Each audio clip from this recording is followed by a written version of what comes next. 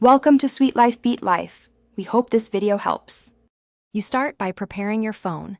Enable location and turn on mock locations in developer options so the joystick can feed coordinates. Install the GPS Joystick App and grant both location and overlay permissions. Without them, the app can't move your position. Once done, open the app and pick the GPS mode, fused if you want smooth movement, device if you need raw GPS. Make sure your current GPS accuracy is better than about 10 meters before proceeding. Now execute movement. Drop the joystick marker on the map or enter precise coordinates to target a location. Adjust speed, route type, and smoothing to control how naturally your device moves. Lower speeds and more smoothing avoid abrupt jumps.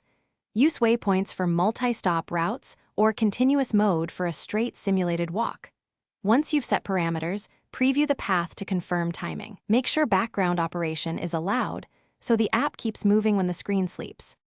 To finish, stop the joystick and reset mock location to return your device to real GPS usage. Then reopen any location-based apps to pick up the change.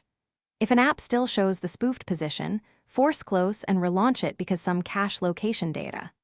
Troubleshooting. If GPS movement stops or seems stuck, toggle mock locations off and on, restart the GPS Joystick app, or briefly enable airplane mode to force a recalibrate. This usually clears stale GPS fixes and restores predictable behavior. Thanks for watching. Consider subscribing if we helped you.